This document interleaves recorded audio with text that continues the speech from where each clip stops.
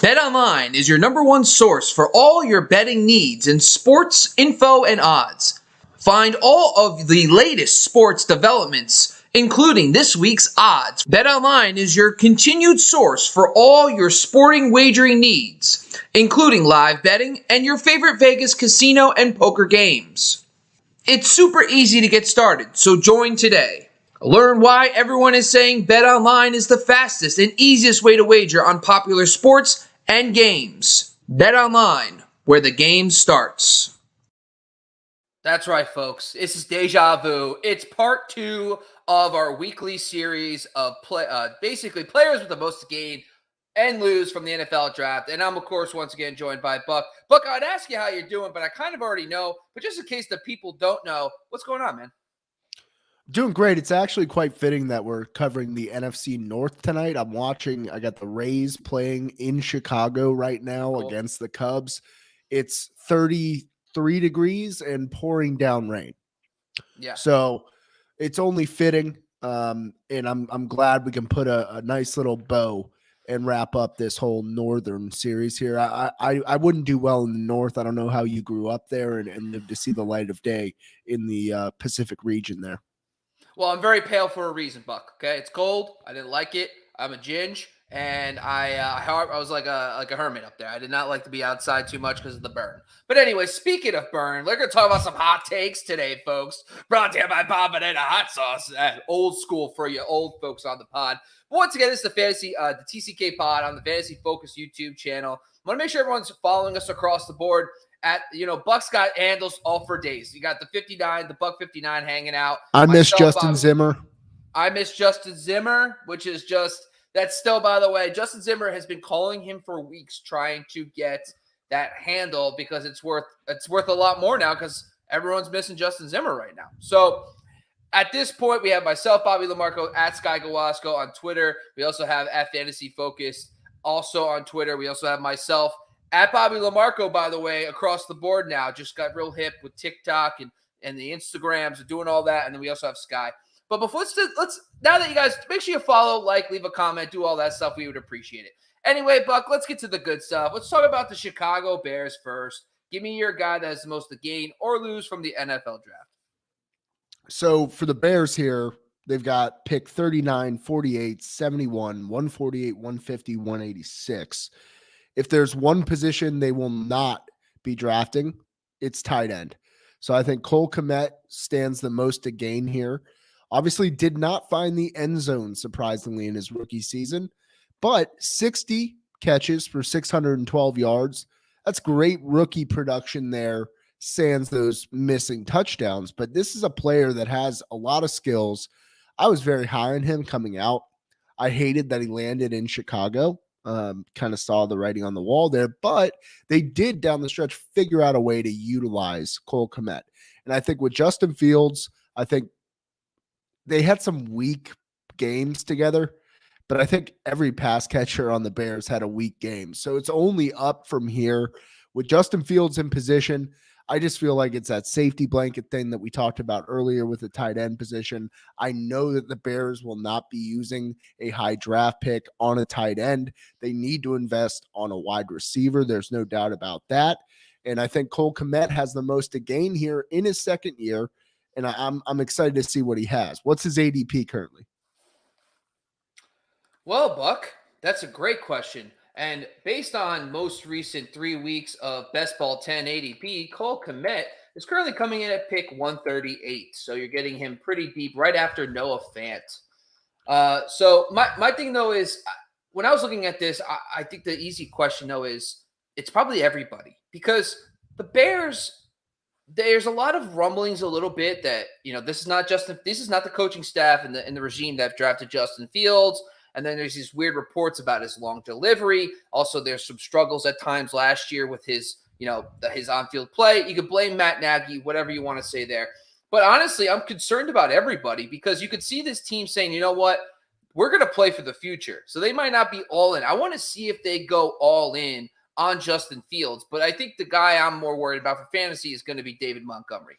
And like you just brought up, it's not just them bringing in another running back. I don't think that's going to happen. They have Khalil Herbert to back up David Montgomery. But right now today, so they're PFF's number 22 offensive line. They lost James Daniels, which you just talked about in the last podcast. And Jason Peters is unsigned, but he's also going to be like 40-something years old at left tackle. They didn't bring in Lucas Patrick, who played with the new OC there as well. But overall, this line is shaky. The play of Justin Fields is shaky. It's a new scheme for him as well. So I'm not excited for David Montgomery overall, but if they start investing in the line maybe a little bit, maybe if they get another weapon in the receiving core other than Darnell Mooney and Cole Kmet, they get another receiver, and you're like, okay, maybe they're trying to build something here on offense. Maybe I'll be back in. But last year, he was the RB15, but with Justin Fields, he only averaged 13.5 points per game in PPR. That's RB21. He's currently going at ADP RB19, 37th overall. So my problem is, based on his production with Fields last year, you're kind of taking him at his ceiling and where he was. So I am a little concerned about David Montgomery going into the NFL draft.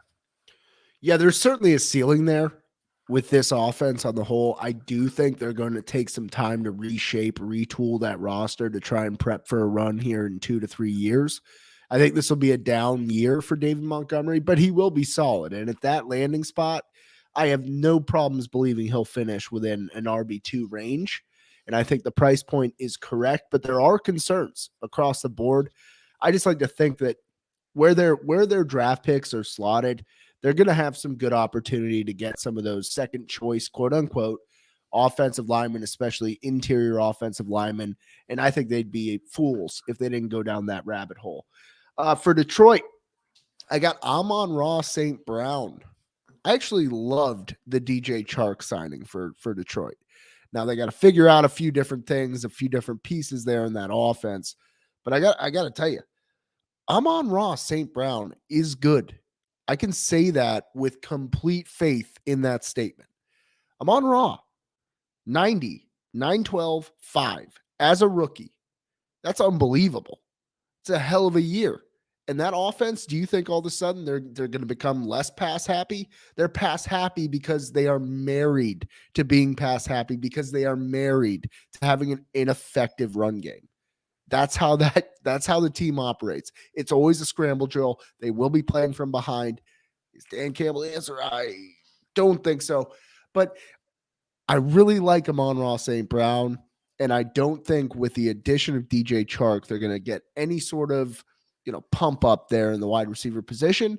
And I think this will be his year to put his stamp as their number one. So I think it really starts at, do they draft a quarterback? I mean, they do have 2, 32, 34, 66, and 97 amongst all the drafts. So when I'm looking at that, I'm like, I don't think they take a quarterback at 2, but I liked how inspired they played for Dan Campbell last year. Plus, when Dan Campbell finally took over play calling duties, we did kind of see a slight bump. He ended up giving a guy that I'm going to talk about, Deandre Swift, 30-plus carries. So there was moments where Dan Campbell's like, enough's enough, and gave Deandre Swift, of all people, 30-plus carries in a game. Now, granted, my thing with Deandre Swift is when you're looking at his entire the offensive line is pretty good. They are 13th at PFF's grades, but they're bringing back all their main guys. They're bringing back their center. They have a nice stalwart at left tackle. They do have some guys in the interior as well. And when you're looking at the ADP stuff for Deandre Swift, he's RB9, 15th overall. If you look at weeks 1 through 11 last year before he got hurt, now remember, he did come back, but they were already out of it. They gave him 5 and 7 carries. They were not trying to put Deandre Swift out there when they had nothing to play for. But weeks 1 through 11 before his injury, 18.7 PPR points per game. That would have been RB4 last year.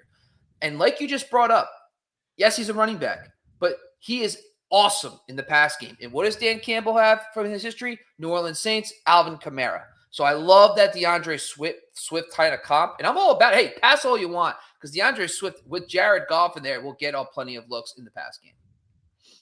Yeah, I'm really excited about Swift this year. Hopefully he can remain injury-free. Hopefully we don't have lingering question marks here leading through off-season with a player like that.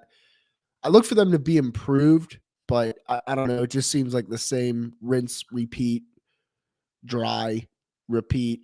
It's just the same laundry cycle every single year for Detroit. I don't see this as the year they get out of it, but as a player, I like Swift this year. All right, before we get into Green Bay, let's take a quick commercial break, Buck, for one of our sponsors, Care Factor, and we'll be back right after this. Hey TCK Potters and Fantasy Focus community, are you looking for options for hair loss? There are many options out there for treating it. However, most products treat the cause, such as DHT, and don't do much to support the growth of new and stronger hair. It's like removing harmful weeds from your lawn, but not doing much to fertilize the grass. That's why the Fantasy Focus and TCK team has partnered with CaraFactor. CaraFactor saw this problem and focused their research on finding just the right combination of biosynthetic growth factors and an innovative delivery system to promote fuller, stronger looking hair.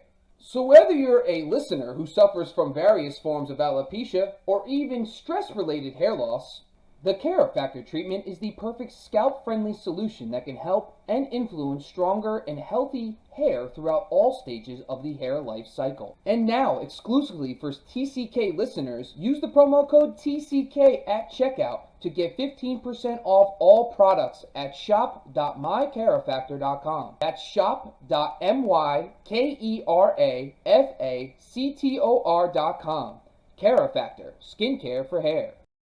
All right, Buck, before we get to the next team, the Packers, we have Buck.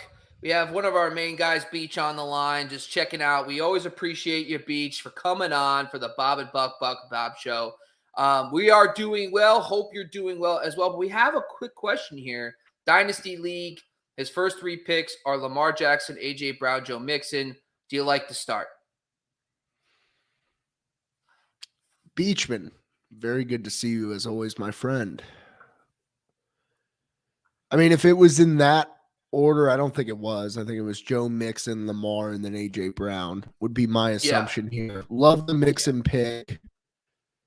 Lamar, I think we've seen the cracks there. I think you might have gone a bit too early for Lamar. But there's upside. There's no doubt there. A.J. Brown, I like, but I would have preferred to stab at a guy like Jamar Chase, right? A couple years younger. Setting that offense up the way that they are, I think you're due for a run of like 3 to 4 years of great offensive line play, great quarterback play, and some very talented receivers along with Joe Mixon. Obviously, you have Joe Mixon. So you got a piece of that offense, so that's a great start. I'm not personally the biggest A.J. Brown guy. I'm just, I don't know. There's just something squirrely about Tennessee receivers that kind of sends me for a loop. And aren't there some like murmurs that he's not happy? I don't know. Everybody's not happy now because Tyreek Hill gets traded as soon as and everyone's moving around. It's like, I'm not happy. I want to go play with in a good city or with a good. I mean, can you imagine if A.J. Brown just gets traded to Green Bay or something like that? Yep. I'm in on that. Forget about it. I'm already on the A.J. Brown train. But it's a good draft. Conductor. I'd be on. You're the conductor. Thank you. All right. Anyway, let's get going. Great football. Oh, I like it, dude. All right. Let's Beach. It's good. It's good. It's a good start. I just would have gone. I would have gone against A.J. Brown. I thought you were going to say Greg Poupon is good, but yes. But yeah, I will say this though. Jamar Chase is going in the first round of drafts. A.J. Brown is going in the back end of the second, so he might have not had a shot at Chase. But here's some guys going right behind him. You let me know yes or no over A.J. Brown. Keenan Allen. No, not in a dynasty. Mike Evans. No, not in a dynasty. T. Higgins. I'm going to go A.J. Brown over him. So there you go. So Beach, maybe you made the right decision. Who knows? But Buck, let's dive into the Packers. All right, so we got the Green Bay Packers here. They're drafting at 22 and 28, 2 first-round picks here for Green Bay. Listen, that Adams trade, they're going to do one of two things. They're either going to use that capital, they're going to trade up, they're going to find their targeted wide receiver. I think they're going wide receiver, Bob. It's been 20 years since they've drafted a first-round wide receiver. Can you believe that?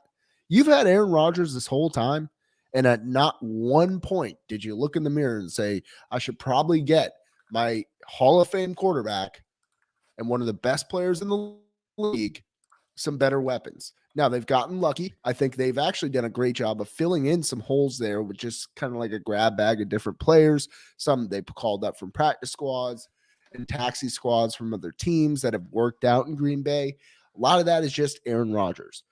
I think they invest in a wide receiver here, Bob. Whether or not they package those and move up for the guy of their choice, or they take the third, fourth, or fifth option after a couple leave the board. I'm not sure, but I think they go with wide receiver. That benefits Aaron Rodgers because right now, from the outside looking in, I don't know about you, but I'm concerned about the makeup of that wide receiver core for Green Bay.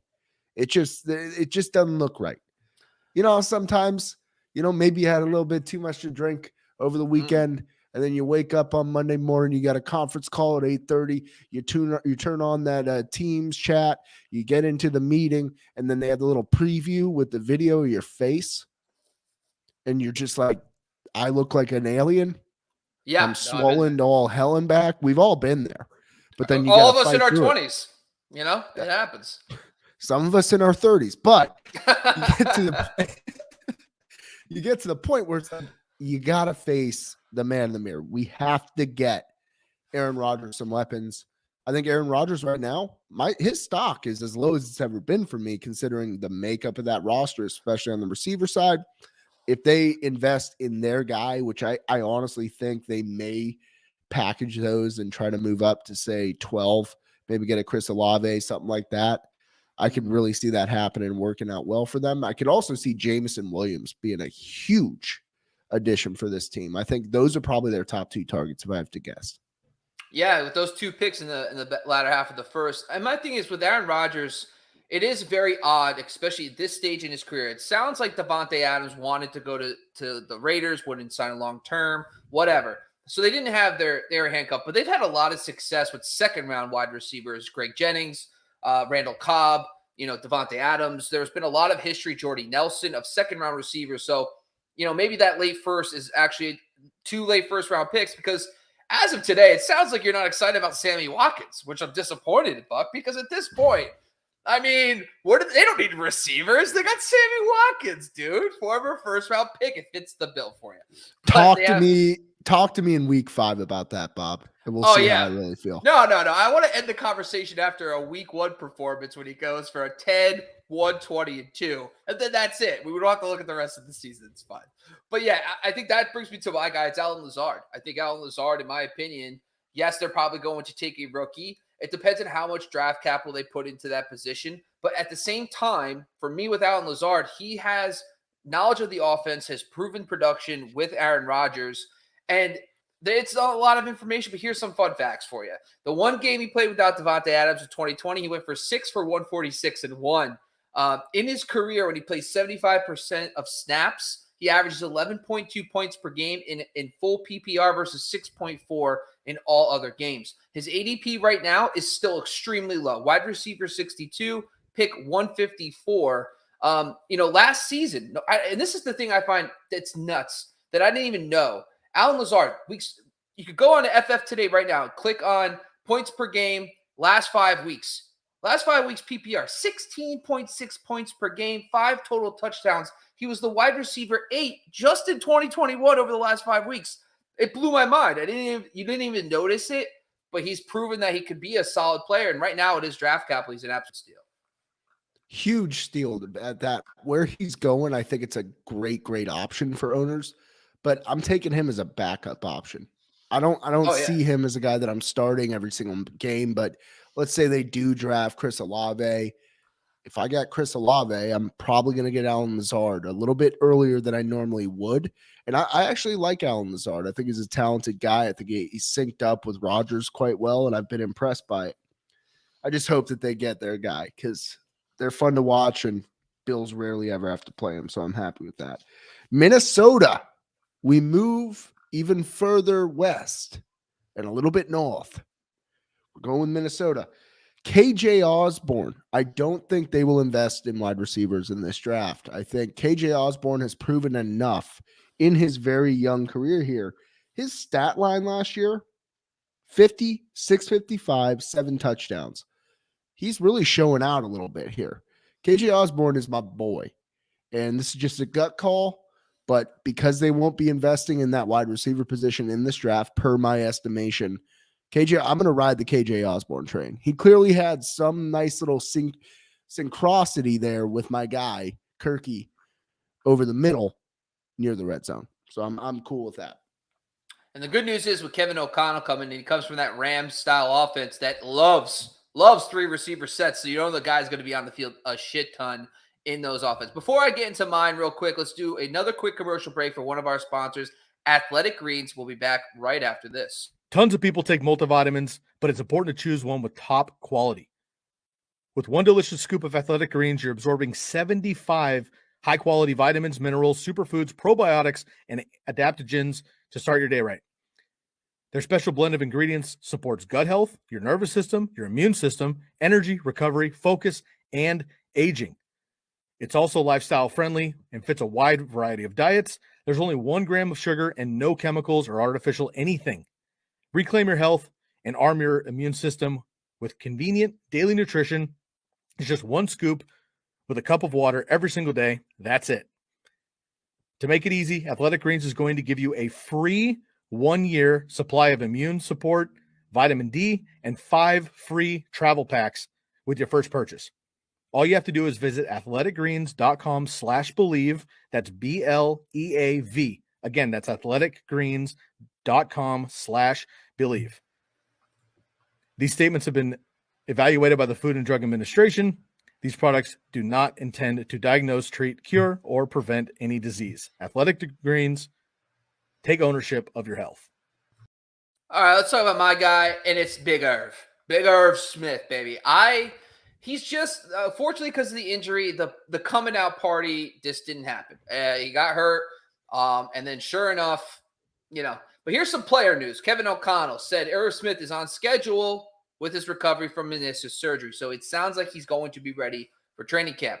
The only slight problem for Irv Smith is the Vikings offensive line is not great, and that's usually not a good recipe for a guy who likes to be more of a pass catcher than a blocker. But PFF's number 23 offensive line rank. Here's some fun facts, though, about Irv Smith versus 2021 Tyler Conklin, okay? Irv Smith, 13 games played versus 17 for Conklin in 2021. In 2020, he had 43 targets, 8.5 yards per target, 1.3 yards per route run. Tyler Conklin with the same in 17 games, 87 targets, 6.8 yards per target, 1.24 yards per route run. So essentially, Irv is more efficient in yards per target, yards per route run. If we apply Irv Smith's stats to 87 targets from Tyler Conklin last year, he would average 11.5 points per game in PPR. That would have been tight end 8 last season, folks. So not too shabby. If you give him just 87 targets, this guy's a good player, good receiver, Alabama guy too. So you know how they're doing it. Currently today, he is going way after tight end 18, overall 144. So it's another sleeper tight end, but we'll see. I mean, this is a guy that in the past was behind Kyle Rudolph. He was behind, and he didn't get to shine. This might be his time to shine. That's why I think Irv Smith has the most to gain in the NFL draft. Big Irv Smith, a.k.a. Irv Arrow Smith.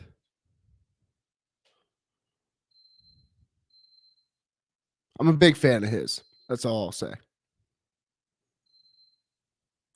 That's my thing is I've been trying to find I think the one thing that worries me is that the pecking order of receivers. When you have 3 strong receivers, it's going to be tough for him to carve out his role along with a guy like Dalvin Cook, but it's not going to take a lot. You don't need 120 targets as a tight end to just be a back end tight end 1, and he's not being drafted like that. So that's my thoughts there. And quick, before we go, Buck, we have one question here from Beach. I guess this must be a super flex. This might be a super flex or 2 QB dynasty league, and he's asking if you should take Lawrence.